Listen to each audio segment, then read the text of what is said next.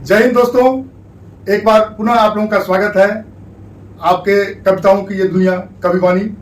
और आज मुझे बताते हुए अपार हर्ष का अनुभव हो रहा है कि आज हमारे बीच एक ऐसी शख्सियत ने अपना समय निकाल के दिया है जो राजस्थान शिक्षा विभाग में अंग्रेजी के विषय की व्याख्याता हैं और अंग्रेजी का इतना महारत हासिल करने के बाद भी हिंदी के प्रति इनका उद्गार ऐसा है कि पिछले 20 वर्षों से इन्होंने अपनी रचनाएं प्रारंभ कर दी और 2018 आते आते तक इन्होंने मंच पे भी अपनी प्रस्तुति दी और इनके जो गजल हैं वो आपको दिल को छू जाएंगे। इनके जो गीत की बोली है उसमें बिल्कुल सादगी झलकती है और रचना में आप कल्पनाशीलता देखेंगे। श्रीमती रेणु वर्मा जी, बहुत बहुत स्वागत है मैडम आपका, और आपका बहुत ही बहुत आभार जो आज हमारे दर्शकों के लिए आपने अपना समय निकाला।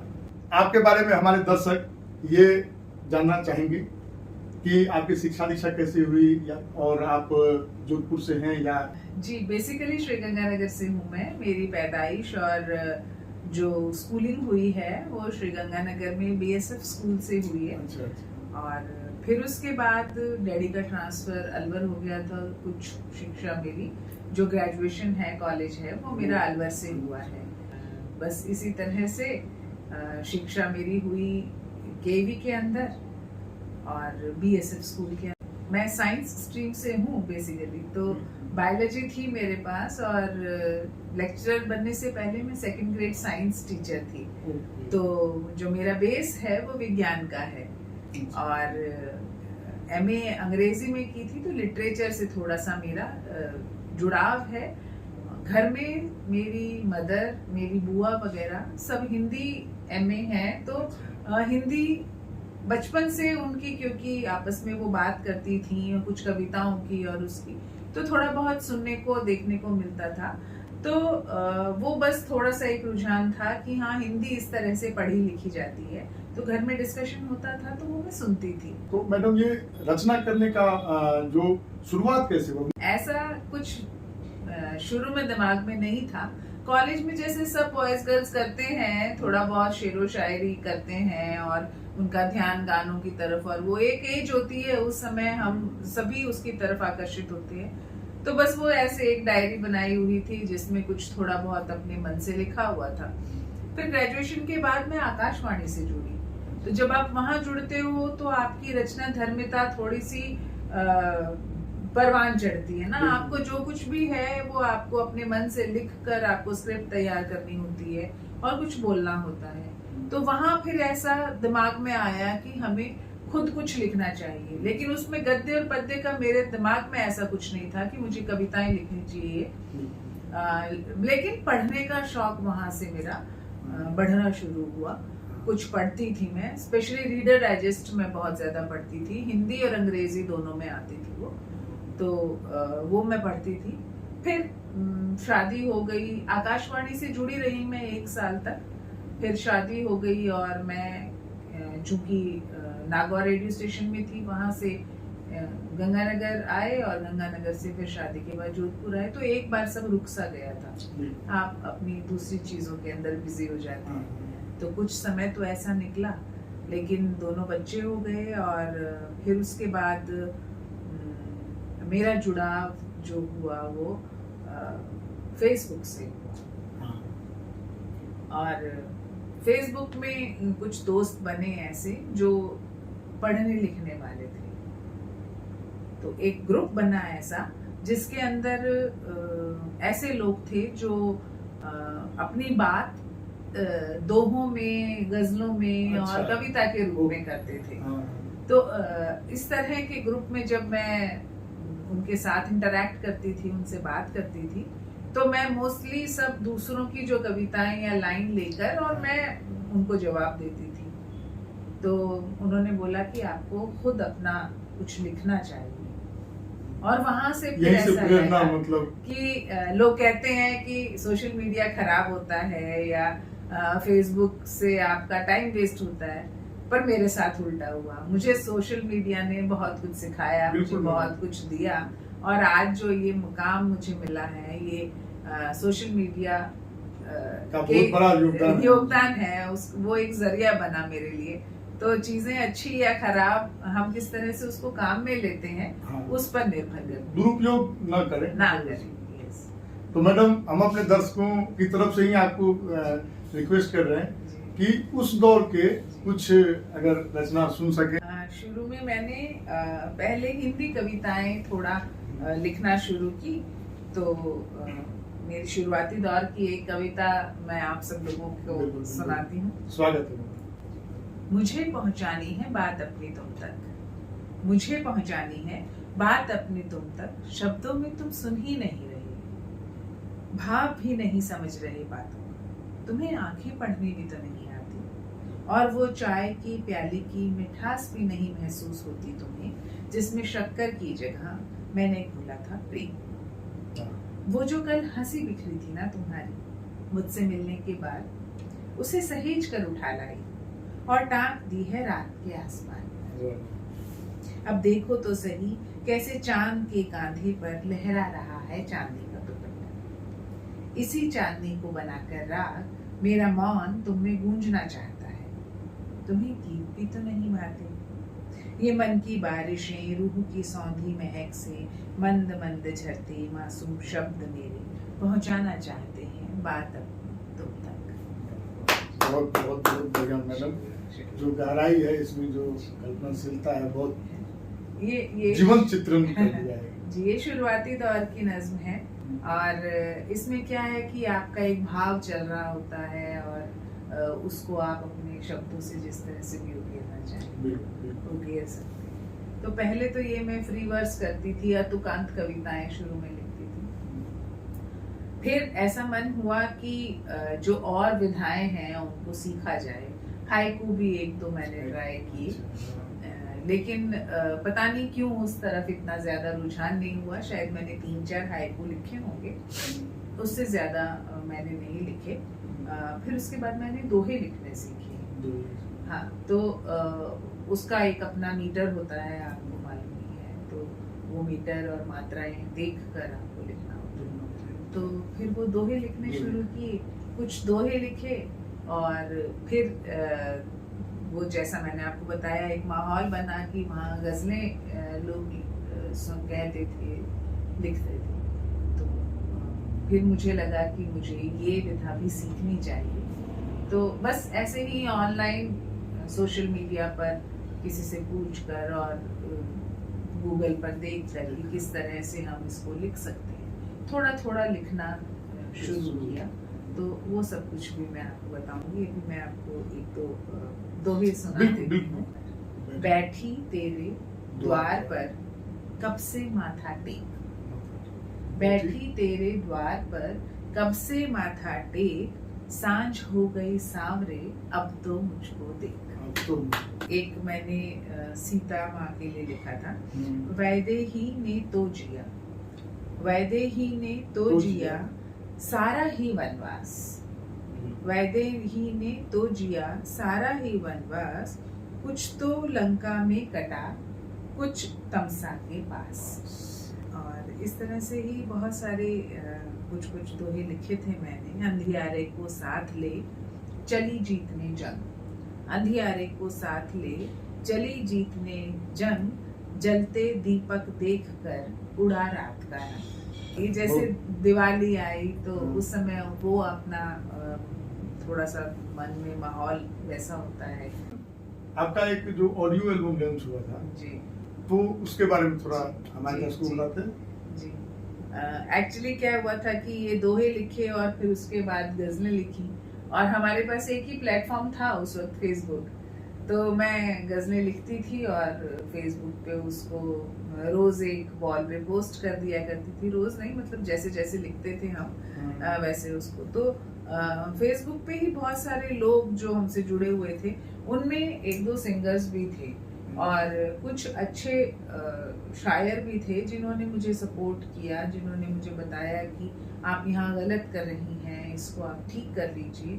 तो मुझे बहुत सबसे मेरी खुशकिस्मती ये थी कि मुझे बहुत अच्छे लोग मिले फेसबुक पे जिन्होंने हमेशा एक सही रास्ता दिखाया और सपोर्ट किया।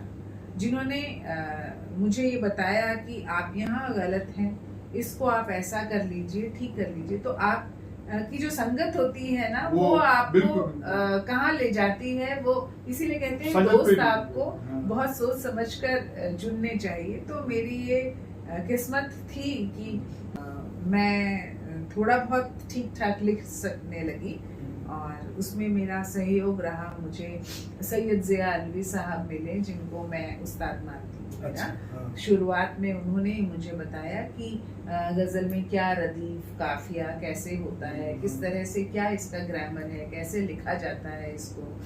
तो क्योंकि मेरा अपब्रिंगिंग या बेस गज़ल वाला नहीं है, हमारे घर में कोई कविताएं नहीं करता है। हाँ, मेरे पिताजी को शौक जरूर था गजलें सुनने का, तो हमारे घर में बचपन से एक जगजीत की, मेहंदी हसन की, इनकी गजलें बजती रहती थी। वो अलग बात है कि उनको गजलों को और भजनों का बहुत शौक था।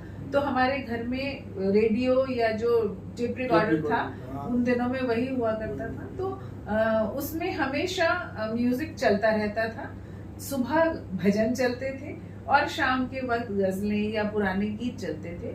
तो वो म्यूजिक कानों में गूंजता रहता था। जगजीत की गजलें, मेहंदी हसन की गजलें, ये सब कुछ बचपन से हम सुनते आए हैं। तो कुछ उर्दू के अल्फाज जो ऐसे थे, वो हमने बचपन से सुने। कुछ का मतलब पता था, कुछ नहीं पता था, तो भी वो अटके रहे दिमाग में कि ये इसका मतलब क्या होता है ना। बस इस तरह से थोड़ा बहुत लिखना शुरू किया। और सैयद ज़िया अलवी साहब जैसे हमको लोग मिले, जिन्होंने सही रास्ता दिखाया और बहुत सहारा दिया कि इसको अगर तुम ऐसा कर दोगी तो ये अच्छी गज़ल हो जाएगी। और खूब सपोर्ट किया और काफ़ी गज़लें मेरी थोड़ी तैयार हुई। फिर दिमाग में उन्होंने मुझे बोला कि अब आपको एक बुक अपनी तैयार करनी चाहिए। तो ये जो आपने गज़लें लिखी हैं, इसको एक किताब की शक्ल में आना चाहिए। तो ये प्रोसेस उस वक्त चल ही रहा था कि जैसा उन्होंने कहा कि इन गज़लों को रखिए, इनको मत रखिए। हम जो एक शॉर्ट लिस्ट कर रहे थे गज़लों को, और फिर उनकी ये इच्छा थी कि ये गज़लें कॉफ़ी टेबल बुक के रूप में आए। और मैं ये चाह रही थी कि हम एक बार, क्योंकि शुरू में हिचक होती है आपको ना, कि एक बार इसको मैं सिंपल फॉर्म में लेकर आऊं और फिर बाद में देखेंगे कॉफ़ी टेबल बुक का कैसे है।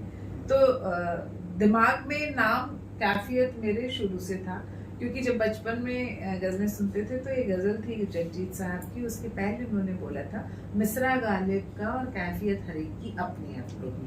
तो वो जो बचपन में सुना, तो उस वक्त कैफियत का अर्थ मुझे मालूम नहीं था, लेकिन मुझे ये लाइन बहुत अच्छी लगी। वो आज तक मुझे वो लाइन मेरे दिमाग में गूंजती है, और मुझे ऐसा लगता था कि ये कैफियत वर्ड मुझे बहुत अट्रैक्ट करता है। फिर थोड़ा बड़े हुए तो खोजा कि इसका अर्थ क्या होता है, और मुझे बड़ा सुंदर लगा। और वो हमेशा वो मुझे ये अच्छा लगता था।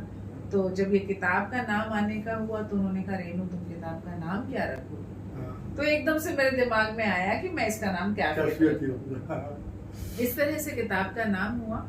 और बुक लॉन्च नहीं हुई थी, उससे पहले ही, क्योंकि फेसबुक पे मेरी लगभग सभी गज़लें मैं पोस्ट किया करती थी, जो भी मैं लिखती थी। तो जयपुर के एक सिंगर हैं, क्योंकि पुराने गानों का भी शौक है, तो मेरे सिंगर्स वाला एक जो ग्रुप था, उनके साथ भी मैं फेसबुक पे जुड़ी हुई थी। तो उसमें कुछ नाम थे जो सिंगर्स, एक गुजरात के हैं कुणाल कक्कड़ जी, उन्होंने मेरी गज़लें एक दो गाई हैं। और सुमंत नागर जी ने तो पूरा एल्बम मेरा एक तैयार किया था। तो उसी के बारे में बता रही हूँ कि उन्होंने देखकर मुझे ये बोला कि मैं आपकी कुछ गज़लें गाना चाहता हूँ। मैंने कहा जी आप देख लीजिए, पसंद कर लीजिए। तो उन्होंने उसमें से 6 गज़लें सेलेक्ट की, और उन्होंने कहा कि ठीक है, जब आप ही की किताब की ये गज़लें हैं तो मेरे ऑडियो एल्बम का नाम भी कैफियत ही होगा। कैफियत यहाँ तक जी। तो उन्होंने अपने उस ऑडियो एल्बम का नाम कैफियत रखा। और उन्होंने कानपुर जाकर वहाँ पे जो म्यूजिक के जो मास्टर जी थे, उनसे उन्होंने वो बाकायदा धुन बनवा के स्टूडियो में उनको रिकॉर्ड करवाया अपनी आवाज में, जिसमें अच्छा खासा उनका खर्चा भी आया। वो बहुत शौक से उन्होंने चाव से उन्होंने ये गज़लें गाई और पूरी रिकॉर्डिंग करके उसका एल्बम, पूरा ऑडियो एल्बम तैयार करके फिर उसको उन्होंने लॉन्च किया 2018 में जयपुर से। तो उस कार्यक्रम में उन्होंने मुझे बुलाया था अपने उस एल्बम लॉन्च में, और वो मेरा पहला प्रोग्राम था जोधपुर के बाहर। जी, उससे पहले मैं यहाँ जोधपुर में भी कुछ ऐसा खास कार्यक्रमों में नहीं जाती थी। मेरा लिखना पढ़ना या जो कुछ भी था वो सिर्फ फेसबुक तक ही सिमटा हुआ था। मुझे हिचक होती थी तब बाहर जाने में। लेकिन 2018 में मेरा वो पहला कार्यक्रम था जो सुमंत नागर जी का उन्होंने मुझे बुलाया था, और मैं बड़ी खुश होकर गई थी कि मेरी लिखी गज़लों को किसी ने गाया है और उनको गीतों का ऐसा शक्ल दिया है। तो वो मेरे लिए बड़ी किसी भी रचनाकार के लिए जब रचना को इतना अप्रिसिएशन इतना किया जाता है जी, मुझे अच्छा लगा था। मेरे भाई, मेरे माता पिता भी उस कार्यक्रम में आए थे। तो वो एल्बम लॉन्च वहाँ हुआ था, और फिर उसके बाद अप्रैल में मेरी किताब का विमोचन था यहाँ जोधपुर में, और फिर उनको भी मैंने यहाँ अपने विमोचन में बुलाया। तो मैडम, एक निवेदन है, जो गजलें, जैसे हम अपने दर्शकों को ये भी चाहते हैं कि आपकी रचना गजलों के रूप में किस प्रकार है, थोड़ा एक दो। हाँ, मैं आपको वो शुरुआती दौर की जो उस वक्त जो गजल लिखी थी, मैं आपको पहले वो सुनाती हूँ। वो बताती हूँ कि पहले मैं पता चलेगा भी कि किस तरह से मैं लिखती थी पहले।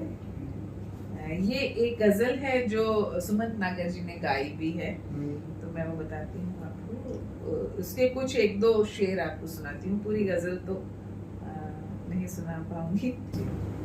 उस तरफ भी गुजर के देखेंगे, उस तरफ भी गुजर के देखेंगे, चंद लम्हे ठहर कर देखेंगे, आईनों की बिसात है कितनी, आईनों की बिसात है कितनी, आज हम भी संवर के देखेंगे, आईनों की बिसात है कितनी, आज हम भी संवर के देखेंगे, संग दिल पर करेगी कितना असर, संग कहते हैं पत्थर को, संग दिल पर करेगी कितना असर, आह कुछ हम भी भर के देखेंगे, है गुनहगार गर मोहब्बत तो, है गुनहगार गर मोहब्बत तो, ये गुनाह हम भी करके देखेंगे, जिसकी आंखों में बस मोहब्बत हो, जिसकी आंखों में बस मोहब्बत हो, बंदगी उसकी करके देखेंगे। बहुत बढ़िया। तो गजल आप बताइए जो बाद में सीखे, ये तो शुरुआती दौर के ही आपके गजल बहुत ही प्रभावशाली और कल्पनाशीलता इसमें बहुत ज्यादा दिख रही है। जी हाँ, मतलब मुझे अच्छा लगता है कुछ कुछ लिखना। तो ये शुरुआत में ये जैसे कुछ शेर लिखे, फिर उसको छोड़ दिया, फिर कई दिनों तक कुछ नहीं लिखा।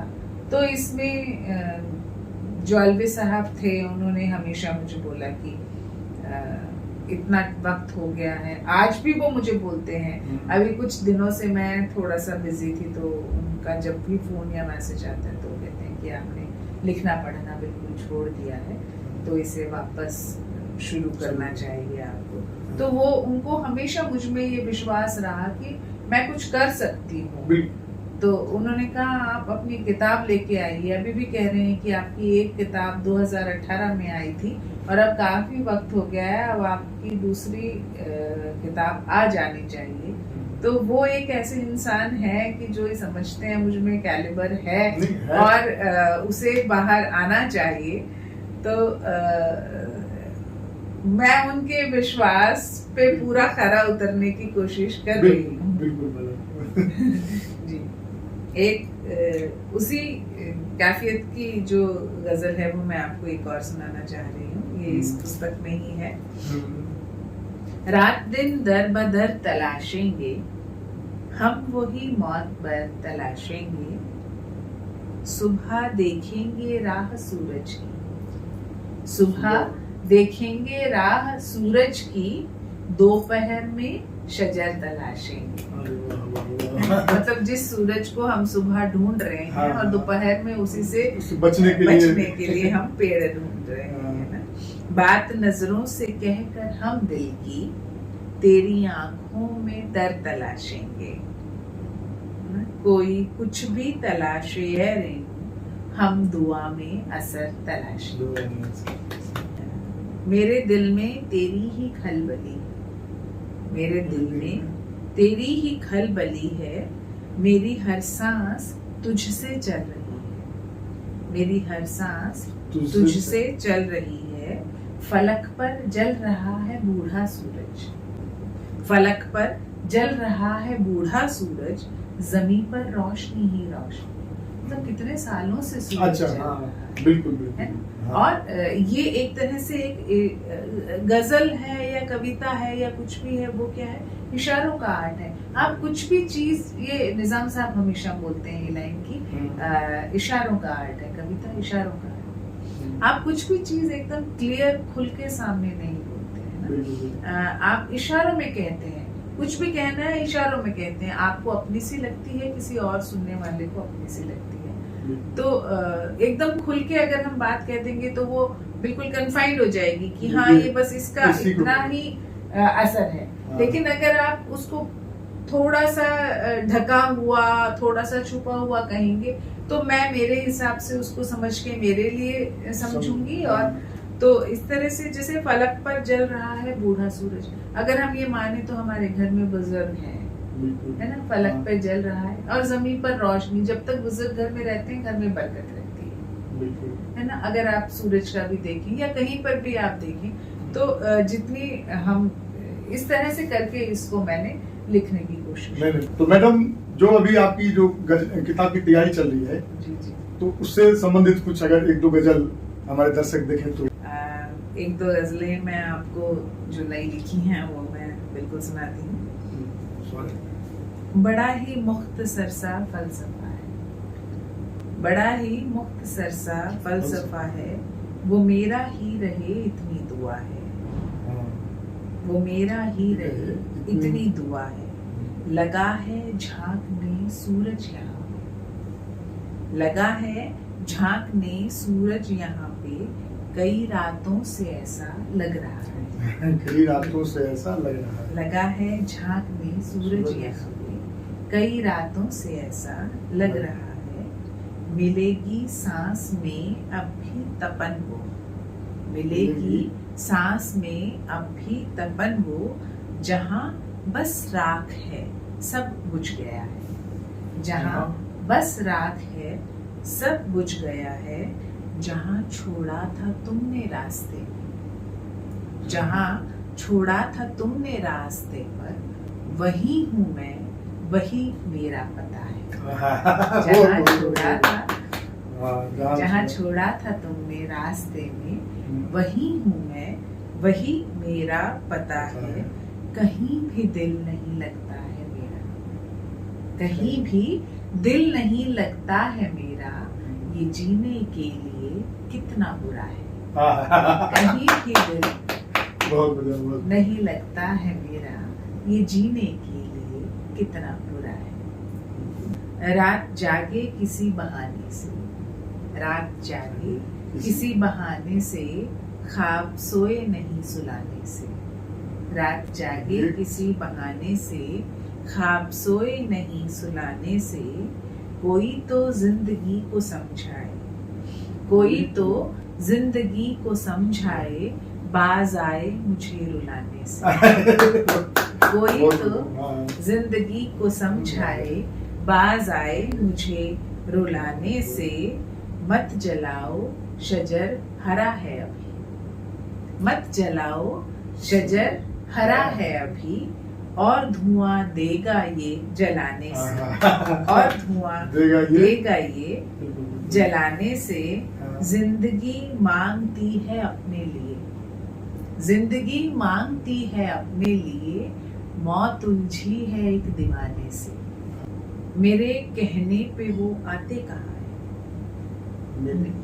मेरे कहने पे वो आते कहाँ है, न जाने छोड़ कर जाते कहाँ है। मेरे कहने पे वो आते कहाँ है, न जाने छोड़ कर जाते कहाँ है, बड़ी उलझन में बैठा है ये बच्चा, बड़ी उलझन में बैठा है ये बच्चा, सभी लड़ते हैं समझाते कहाँ है। हम बच्चे को डांट देते। बिल्कुल बिल्कुल। बड़ी उलझन में बैठा है ये बच्चा, सभी लड़ते हैं समझाते कहाँ है, हुए हैं सब के सब एहसास जख्मी, हुए हैं सब के सब एहसास जख्मी, मेरे रिश्ते मेरे नाते कहाँ है। आजकल सब वही एक आसमां वो ही घरौंदा, वही एक आसमां वो ही घरौंदा, परिंदे रूठ कर जाते कहाँ,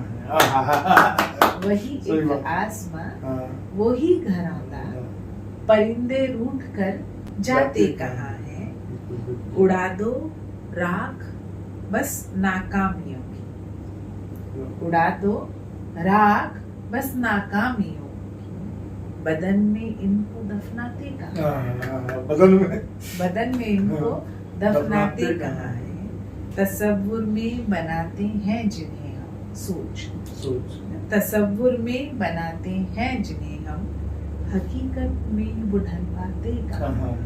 बहुत ही उम्दा और अच्छी रचना है मैडम, और हमारे कविवाणी और की टीम की तरफ से और हमारी तरफ से ये आपको अग्रिम शुभकामनाएं हैं आपके नए छपने वाले पुस्तक के लिए। और मैं तो चाहता हूँ ये जितना जल्दी छपे ताकि हम आपकी रचनाएं और सुन सकें। नहीं, बिल्कुल, अगर आप लोगों की दुआएं रही तो जल्दी छपेगा, और इसके जो विमोचन का जो होगा प्रोग्राम उसमें आप शरीक होंगे।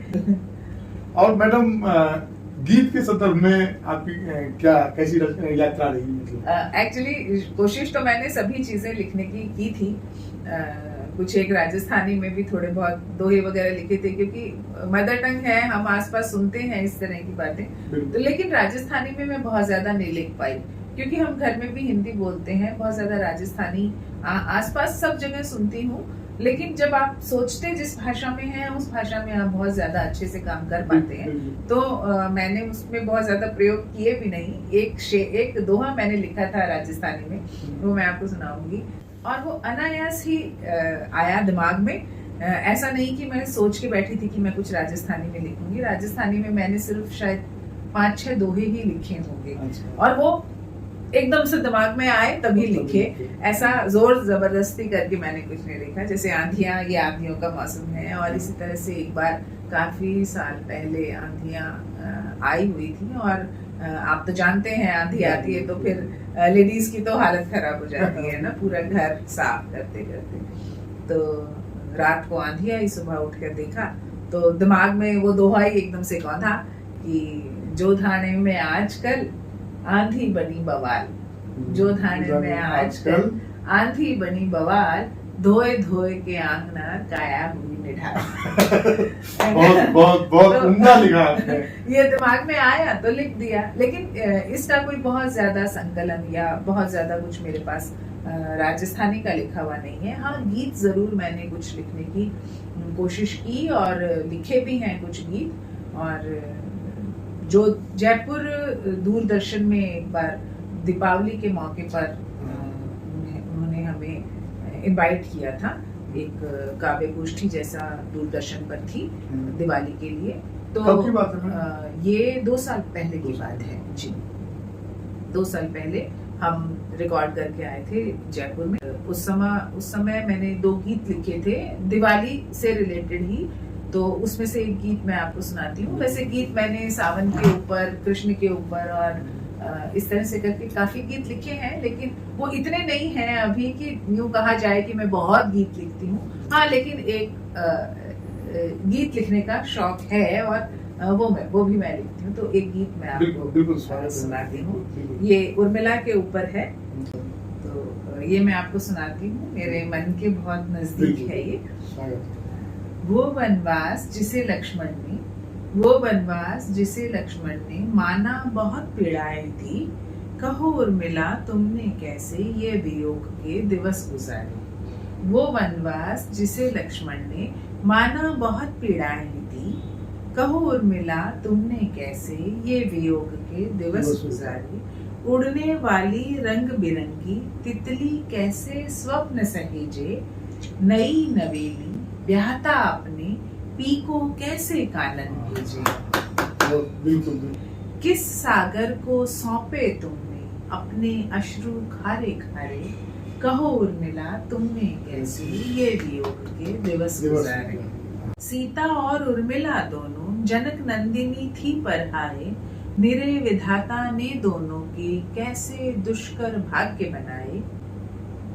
उसने दानव संहारे पर, लक्ष्मण, उसने दानव संहारे पर तुमने अपने सब मन मारे, कहो उर्मिला तुमने कैसे ये वियोग के दिवस गुजारे। क्या तुमने भी चरण धूलिका, क्या तुमने भी चरण धूलिका सर पर धारी चंदन कहकर, रामानुज शेषावतार और लखन सुमित्रा नंदन कहकर, रामानुज शेषावतार और लखन सुमित्रा नंदन कहकर, मर्यादा में रहकर तुमने कैसे पिय के नाम पुकारे, कहो उर्मिला तुमने कैसे ये वियोग के दिवस गुजारे। बहुत बहुत उम्दा रचना है और बहुत अच्छी है मैडम। क्या इससे पहले आपका कोई मतलब साक्षात्कार इससे पहले हुआ है? हाँ, साक्षात्कार एक 2-3 साल पहले अपने 24 न्यूज चैनल वाले जो हैं वहाँ मुझे बुलाया गया था और वहाँ प्रमोद सिंघल जी ने मेरा इंटरव्यू लिया था एक। और अभी कुछ समय पहले ही साहित्य गंगा के नाम से एक है, स्वर साहित्य गंगा के नाम से एक है, इनका यूट्यूब चैनल है, तो वहाँ एक पॉडकास्ट रिलीज हुआ है 1 महीना पहले ही। ये 2 दिन हुए और बीच में जब ये कोविड चल रहा था उस वक्त तो सब कुछ लाइव हो ही रहा था, तो कुछ एक इंटरव्यूज और कुछ इंटरव्यूज मैंने लिए भी थे। और ये अपने शकील जमाली साहब का इंटरव्यू मैंने लिया था और कुछ इंटरव्यूज दिए भी। आप गीत भी लिखती हैं, गजल भी लिखती हैं और नज्म भी लिखती हैं, तो किसको लिखने में ज्यादा सहूलियत होती है? देखिए, सबसे ज्यादा जो बांध के रखती है ना वो नज्म होती है, और मुझे सबसे ज्यादा नज्म लिखने में सहूलियत होती है क्योंकि मैं नज्म जो लिखती हूँ वो फ्री वर्स वाली लिखती हूँ। उसमें मेरे नज्मों में बहर नहीं होती है, कोई धुन नहीं होती है ना, जैसे आपके दिमाग में जो ख्याल आया और आपने उसको बिल्कुल वैसा का वैसा कागज पर उतार दिया। तो मुझे जो है नज्म लिखना सबसे ज्यादा अच्छा लगता है क्योंकि उसके अंदर मुझे कहीं क्राफ्ट नहीं जोड़ना पड़ता, कहीं मात्रा नहीं गिननी पड़ती। मुझे कोई शब्द जैसा अच्छा लगा या जैसा दिमाग में आया मैंने उसको वैसा का वैसा उसको लिख दिया। लेकिन गजल लिखते समय क्या होता है कि आपको उसके अंदर बहर देखनी होती है, रदीफ काफिया मिलाना होता है, तो उसमें आपको क्राफ्ट ऐड करना होता है। और क्राफ्ट ऐड करने से क्या है कि उसका जो मौलिकता है, जो आपका उसका जो रॉनेस है ना थॉट की, जो उसकी जिसको कहते हैं ना एक जो उसका कच्चापन है वो खत्म हो जाता है। उसके अंदर जैसे कोई भी शब्द है जब आप उसको फिट करने की कोशिश करते हो तो उसके अंदर उसके भाव थोड़े से बदल जाते हैं, है ना। और यही प्रैक्टिस जो है ना कहते हैं कि वो बड़े शायर थे, किसी के लिए भी कहा जाता है, तो उनके अंदर ये काबिलियत थी कि वो नज्म का जो रॉनेस है वो गजल में भी ले आते थे कि उनकी वोकैबुलरी इतनी अच्छी थी या उनके पास इतने शब्द थे कि वो अपने उस विचार को चाहे गजल में कहें, चाहे नज्म में कहें, चाहे कविता में कहें, उसको बिखरने नहीं देते, है ना। तो हमें उस मकाम तक आने में अभी बहुत वक्त लगेगा, हम में इतनी काबिलियत नहीं है। तो नहीं, मैं बता रही हूँ कि हम गजल में इतने रवा नहीं हुए हैं अभी तक, लेकिन नज्मों में हम हमारी बात कह पाते हैं, इसलिए मुझे नज्म थोड़ी सी अच्छी लगती है।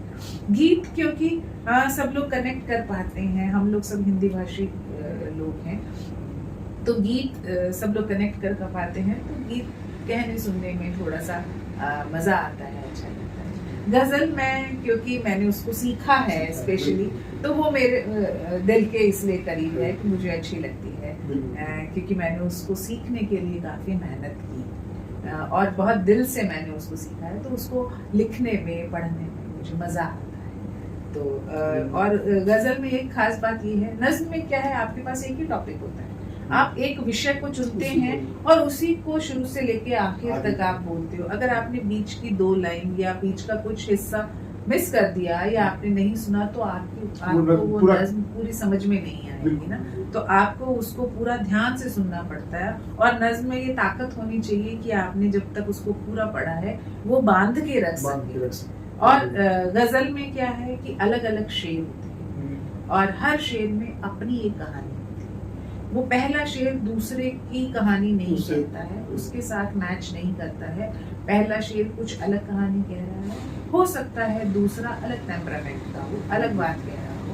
तो उसके अंदर आपको एक ही विषय को या एक ही थॉट को पूरे 7 शेर या 9 शेर में कहने की जरूरत नहीं है। आप अलग अलग बात, एक एक कहानी एक एक शेर में कह सकते हैं। तो एक शेर एक पूरी कहानी कह सकता है।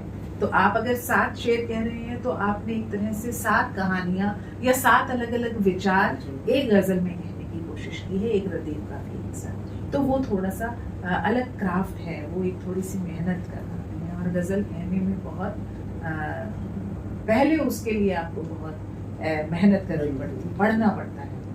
तो वो जो कि अभी मेरा जारी है, बहुत जो बड़े शायर जितने भी हैं उन तक उनको जब हम पढ़ते हैं तो मालूम चलता है कि कितना इन्होंने पहले पढ़ा होगा जब वो एक शेर लिख पाए। तो जैसे मैं आपको बताती हूँ, ये कुछ मैंने लिखा था, तेरा ही जिक्र लाया जा रहा है, तेरा ही जिक्र लाया जा रहा है, मुझे फिर आजमाया जा रहा है। तेरा ही जिक्र लाया जा रहा है, मुझे फिर आजमाया जा रहा है। दिखाकर दश्त की वीरानियों को, दश्त कहते हैं जंगल को, दिखाकर दश्त की वीरानियों को मोहब्बत को डराया जा रहा है।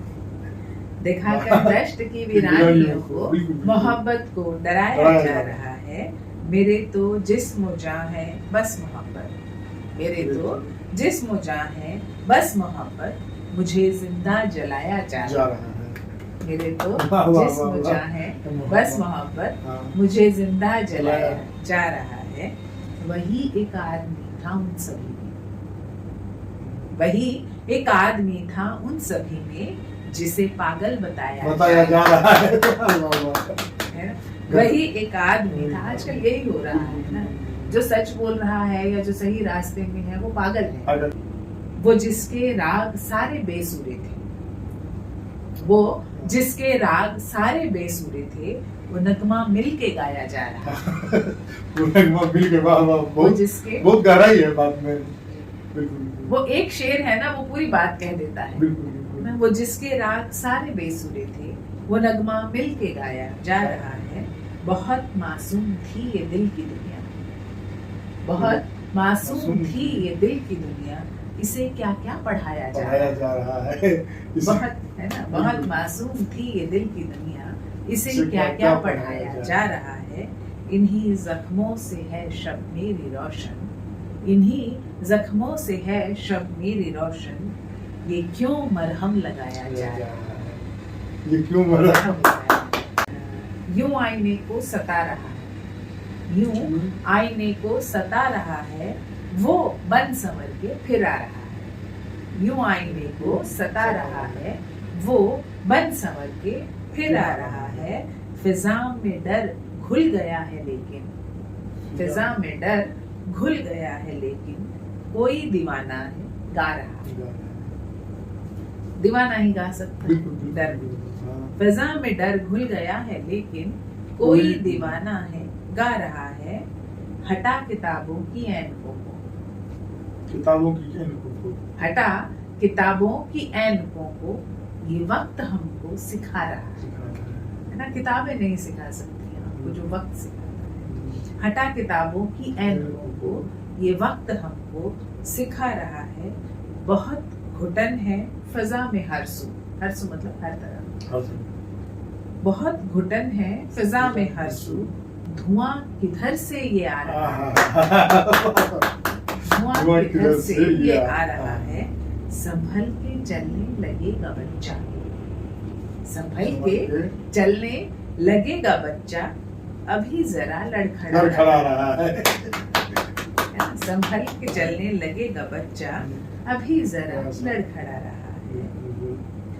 ये नक्श सहरा मेरे नु तेरे, ये नक्श सहरा मेरे नु तेरे, वो देख झोंका मिटा रहा। भारत की आजादी भी बढ़ी जी, और वैसे ही रचना धर्मता भी बढ़ा, रचनाकार भी बढ़े, कवि भी बढ़े। जी, जी। जब इतने कवि बढ़ गए उसके बाद भी कोई माखनलाल चतुर्वेदी या इसके समकक्ष क्यों नहीं बन पा रहे हैं आज के दौर में? देखिए, आप अगर पहले के कवियों को देखेंगे ना, तो उन्होंने पहले बहुत पढ़ा, वो बचपन से पहले बहुत पढ़ते आए हैं, खूब उन्होंने पढ़ा।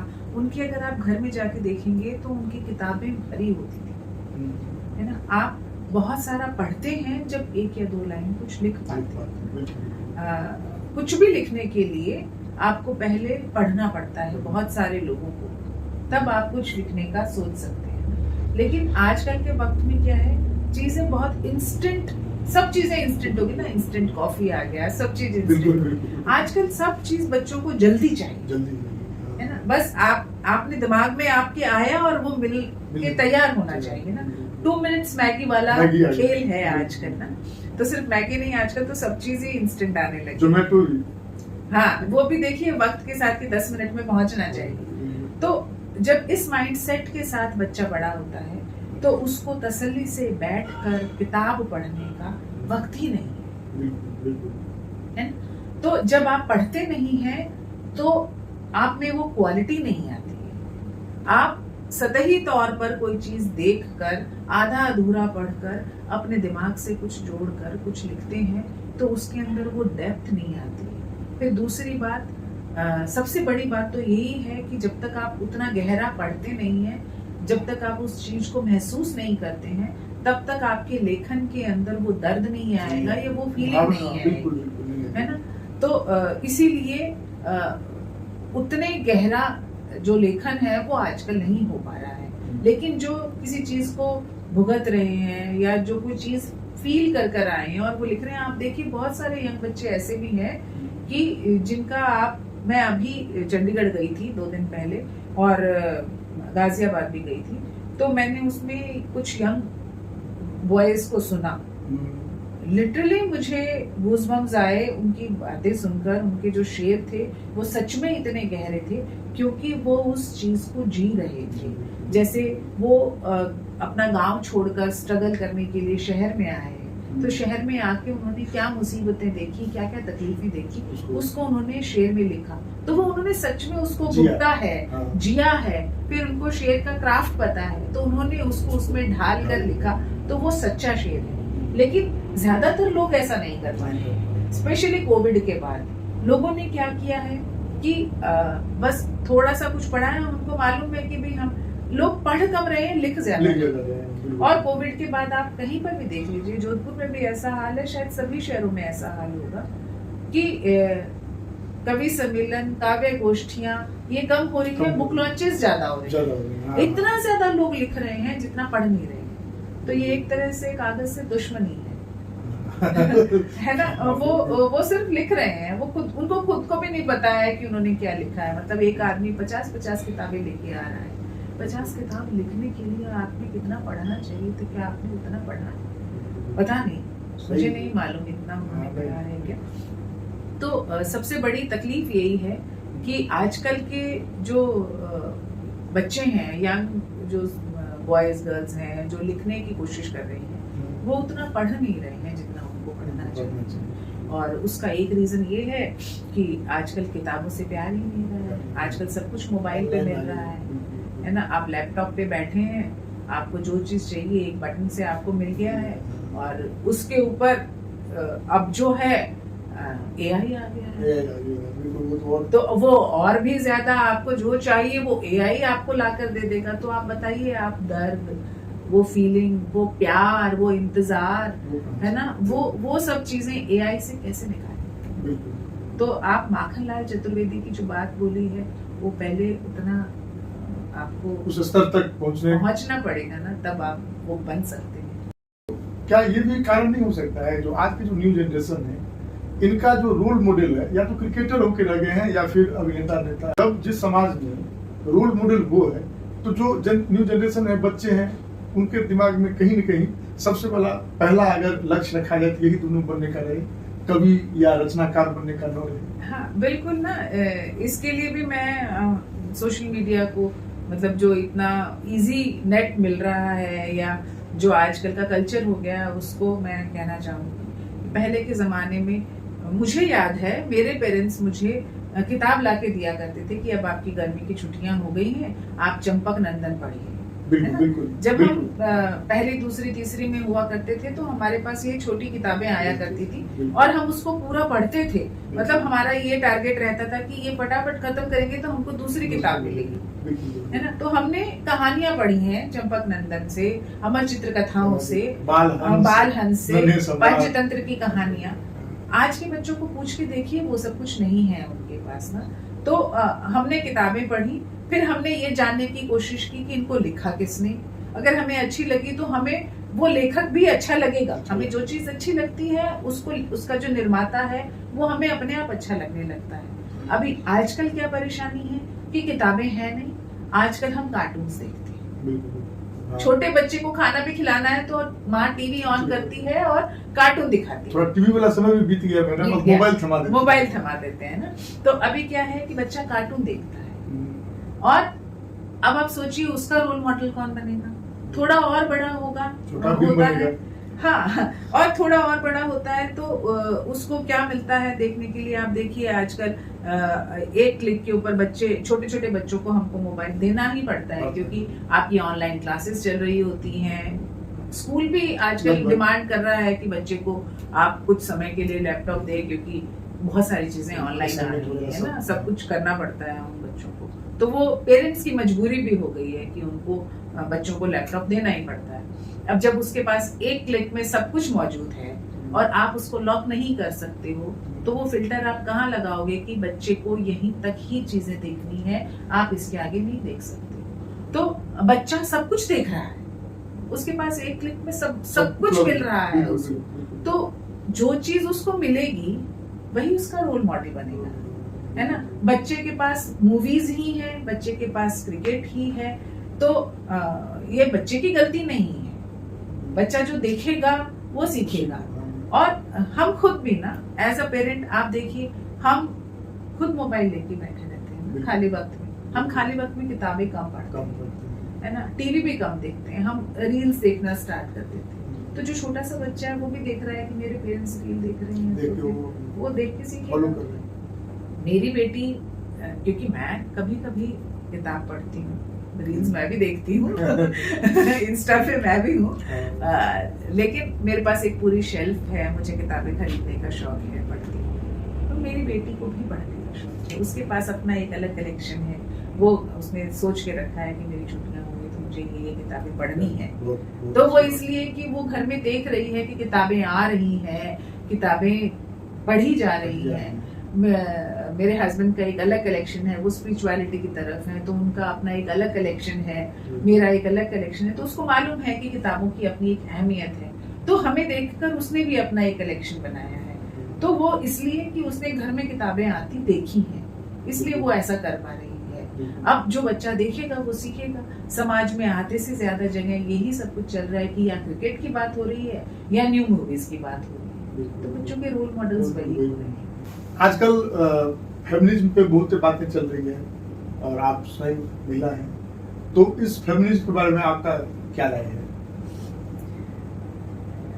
देखिए, किसी हद तक तो ठीक है, ये जो बातें चलती हैं या जो एक मन में एक आग है सब लोगों की, वो होना भी चाहिए, लेकिन कहीं कहीं इसका दुरुपयोग भी हो रहा है। फेमिनिज्म के नाम पे बहुत कुछ ऐसा भी हो रहा है कि जो लोग इसको मिसअंडरस्टूड कर रहे हैं कि एक्चुअल में फेमिनिज्म किसको कहना चाहिए, वो चीज ना समझकर सिर्फ ये कि विद्रोह करना ना, उसको वो फेमिनिज्म समझ रही है कि औरत बाहर आके बिल्कुल फ्री होके घूम ले, या अपने हस्बैंड का या अपने परिवार का जो बोल रही हैं उसका विद्रोह करके अकेली जाके रह रही हैं, या कि हम तो बिल्कुल अकेले रहेंगे, या हमें शादी नहीं करनी है, जो कुछ भी बात है, मतलब वो इंडिपेंडेंट होके रहने को फेमिनिज्म बोल रही है। तो मेरा ख्याल इससे अलग है। ये प्रकृति है और प्रकृति ने कोई भी चीज बिना सोचे समझे नहीं बनाई है। मेरा ये मानना है कि अगर प्रकृति ने स्त्री और पुरुष दो बनाए हैं तो दोनों एक दूसरे के पूरक हैं, बिल्कुल है ना। अकेली स्त्री नहीं जी सकती, वैसे ही अकेला पुरुष भी नहीं जी सकता। ये बात सही है कि एक पुरुष ने एक समय पे आने के बाद इतना ज्यादा अपना वो डोमिनिज्म डोमिनेट करना शुरू कर दिया था कि स्त्री को बिल्कुल नेग्लेक्ट करना शुरू कर दिया था। तो वो लेवल में मानती हूँ कि वहाँ बोलना चाहिए, अगर आप बहुत ज्यादा इग्नोर हो रहे हो या कुछ तो बोलना चाहिए। लेकिन अभी आज का जो सिनेरियो है वो ये है कि बहुत सारी स्त्रियां इसके एक्चुअल मीनिंग को ना समझ के सिर्फ ये कि हम पढ़ी लिखी हैं, हम कमा रही हैं, वो परिवार से अकेले या अलग रहना पसंद करते हैं। और मेरे ख्याल से उसको फेमिनिज्म नहीं कहते। फेमिनिज्म का मतलब ये है कि आप परिवार में रहकर इतने स्ट्रांग हो कि आप अपनी बात रख सकें, आप अपनी बात का अगर आपको लगता है कि आप सही हो तो परिवार को किस तरह से अपना सहारा देकर आगे बढ़ा सकें, किस तरह से उसको सही दिशा दे सकें, उसके लिए आप अगर लड़ते हो तो वो फेमिनिज्म है ना। आप पुरुष से अलग रहकर प्रकृति को चैलेंज नहीं कर सकते। प्रकृति ने पुरुष और स्त्री बनाया है तो दोनों एक दूसरे के साथ मिलकर चलें, इसीलिए बनाया है। तो मिलकर हम कैसे समझदारी से चल सकते हैं। अगर पुरुष नहीं समझ रहा है तो वो स्त्री का काम है कि वो उसको समझाए, आपसी तालमेल, आपसी तालमेल। तो मेरे ख्याल से वो फेमिनिज्म है। लेकिन पुरुष भी बहुत सारी जगह नहीं समझ पा रहा है। आप रिमोट एरियाज में जाके देखिए, वहाँ स्त्री की हालत बहुत ज्यादा खराब है। वहाँ फेमिनिज्म की जरूरत है कि स्त्री को पढ़ना चाहिए, उसको अपने आप के लिए जागरूक होना चाहिए, उसको आगे बढ़ना चाहिए। उसके साथ अगर कुछ गलत हो रहा है तो उसके लिए उसको आवाज उठानी चाहिए। वो वहाँ रिक्वायर्ड है।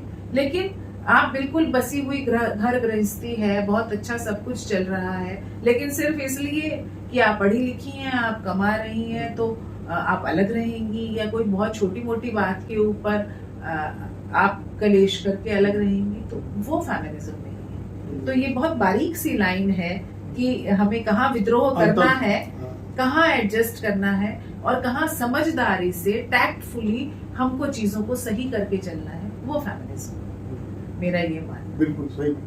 तो कुछ स्त्री या महिलाओं के, हाँ मैंने लिखा बिल्कुल भी, क्योंकि मैं महिला हूँ तो मैंने महिला का दर्द भी देखा है, बहुत कुछ कहीं कहीं पे खुद ने भी फील किया है।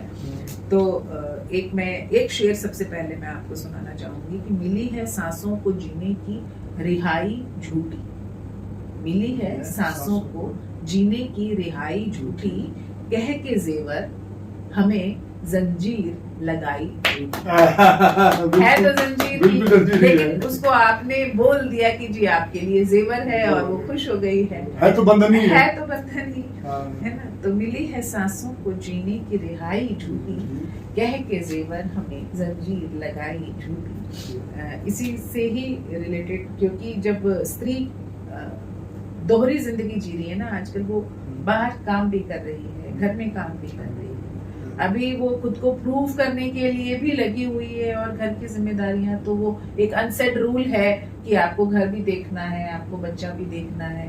अभी ऐसा नहीं हुआ है कि स्त्री अगर बाहर काम कर रही है तो पुरुष घर में काम करना चाहिए। इतना अभी नहीं होने लगा है। अब जो आगे जनरेशन आ रही है, मैं खुश हूँ कि अब जो कपल्स आ रहे हैं, अब जो परिवार बन रहे हैं, उसमें पति पत्नी दोनों मिलकर काम कर रहे हैं। ऐसे मैंने बहुत से परिवारों में देखा है। वो उनके फील करके जो मैंने कुछ लिखा था वो ये है कि सिवाय खुद के किसी पर गुमान थोड़ी है, सिवाय खुद के किसी पर गुमान थोड़ी है, ये बदन रूह का पुख्ता मकान थोड़ी है ना। कोई भी रात यहाँ चैन से नहीं गुजरी, कोई भी रात यहाँ चैन से नहीं गुजरी, कमी है नींद की वरना थकान थोड़ी है। कमी है नींद की वरना थकान थोड़ी है। गजल, लिहाज, रसोई, ये नौकरी बच्चे। गजल, लिहाज, रसोई, ये नौकरी बच्चे, इसे जिस्म में अब और जान थोड़ी है। भाई आप गजल, आप कविताएं भी कह रहे हो, आप नौकरी भी कर रहे हो, आप रसोई भी संभाल रहे हो, आप रिश्तेदारों को भी संभाल रहे हो, इससे ज्यादा और क्या करेंगे। गजल, लिहाज, रसोई, ये नौकरी बच्चे, इसे एक जिस्म में अब और जान थोड़ी है। ये पत्तियों पे जो बूंदे हैं आंसुओं जैसी, ये पत्तियों पे जो बूंदे हैं आंसुओं जैसी, है उस सुबह की गम के निशान थोड़ी। उस सुबह की गम के निशान थोड़ी है। बस एक फूंक में फिर बैठ जाएगा, बस एक फूंक में फिर बैठ जाएगा रे। जरा सा दूध है दिल का उफान थोड़ी है। वाह वाह वाह, बहुत बहुत अच्छी रचना है मैडम। शुक्रिया शुक्रिया। ये गजल है। एक तो मैंने गीत कविताएं भी लिखी हैं। हाँ। एक कविता है जो एक बार मन था, किसी सहेली के कुछ तकलीफ थी और मैं जा नहीं पाई थी। स्त्रियां नहीं जा पाती हैं, है ना, तो तब कुछ मन में कुछ दर्द उपजा था, तो कुछ लिखा था मैंने। घर बाहर संभालती औरतें दर्द में भी गजब मुस्कुरा लेती हैं। घर बाहर संभालती औरतें दर्द में भी गजब मुस्कुरा लेती हैं। औरतें निकालती हैं भरी पोटलियां अपने एहसास वाली, सिर्फ उस वक्त जब उसकी नींद उचट जाती है। अपनी बेबसी महसूस करती है तब, और महसूस करती है अपनी उंगलियों के पोरों पर नमी। उन बिछुड़े आंसुओं की जिन्हें वो पहुंचना चाहती थी। मतलब अपनी सहेली के आंसू, आपके, जिन्हें वो पहुंचना चाहती थी खुद मिलकर, और रोना चाहती थी दिल भरकर। अपने जी को कड़ा कर गूंदती है नरम आटा। अपने जी शब्दों का चयन। अपने जी को कड़ा कर गूंदती है नरम आटा, और सपनों को जलाकर धीमी आंच पर सेकती है, परोसती है गोल करारी घी लगी रोटियां। वो ढूंढ लेती है खुशी बस अपने बनाए खाने की तारीफ भर, और भूल जाती है जलन उस चमड़ी की जो गर्म तवे से चिपकी थी जब वो खोई थी अपने दोस्त की अपरिभाषित दर्द में। चटक जाती है अक्सर औरतों की दोस्तियां सब्जी के छौंक में राई जीरे से। औरतों का दिल मर जाता है उनके शरीर से बहुत पहले ही। औरतों को खुश रहना होता है सबकी खुशी में। दोस्तियां नहीं उनके हिस्से आती, उनके हिस्से आती है बस रिश्तेदारी। उनके हिस्से आती है बस रिश्तेदारी। तो मैडम, अभी आपने जिक्र किया था कि आपने राजस्थान में भी कुछ लिखा है। जी, राजस्थानी में मैंने ज्यादा तो नहीं लिखा, कुछ दोहे वगैरह राजस्थानी में लिखे, लेकिन हाँ, क्योंकि राजस्थान की रहने वाली हूँ और राजस्थान की मिट्टी, यहाँ की जो आबो हवा है, यहाँ के जो सैंड ड्यून्स हैं, थोरे हैं, ये सब चीजें आपको अट्रैक्ट करती हैं या ये एक इम्पैक्ट डालती है आपके ऊपर, है ना। और यहाँ पे वो अलग अलग तरह से हर कलाकार को अपने अपने तरीके से वो आकर्षित करती है। तो मुझे भी कुछ इस तरह से आकर्षित किया, तो मैंने एक दो कविताएं लिखी थी। एक कविता लिखी थी जिसका उन्वान है कैक्टस। जब होती होंगी कम कम बारिशें, जब होती होंगी कम कम बारिशें, जब प्रचंड तेज हवाएं भी बताती होंगी अपनी ताकत, जब प्रतीक्षाएं हो जाएं, बंजर टीले पर बोलती एक अकेली गौरैया। मतलब सिर्फ एक वही है प्रतीक्षा के नाम पर।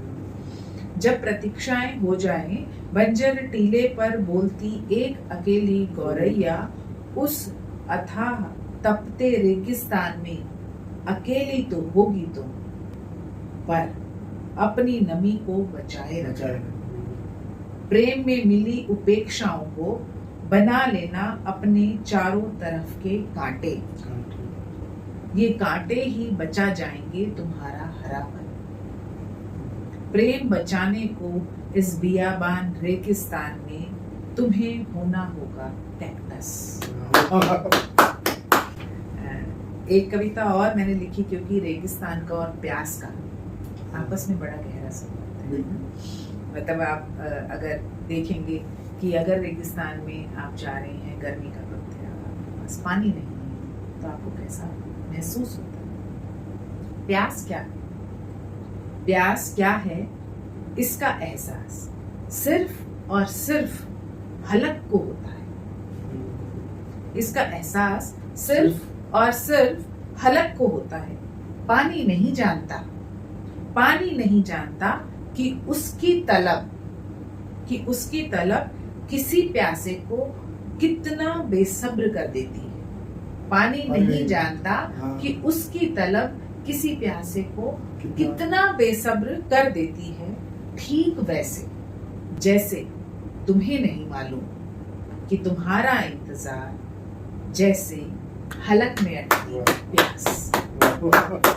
अब देखिए, जब जैसे ये प्यास की मैंने बात की, तो उसी तरह से राजस्थान से बिल्कुल खास संबंध अगर देखा जाए तो आंधी का है, बिल्कुल है ना। मतलब अगर आप राजस्थान में रह रहे हैं तो कुछ महीने ये ऐसे होते हैं कि जब सब औरतें ऐसा सोचती हैं कि हम यहाँ क्यों रह रहे हैं, आंधियाँ इतना परेशान करती हैं। आप आज सफाई कीजिए, कल रात को वापस आंधी आएगी, सुबह वापस उतना ही काम आपके लिए तैयार है।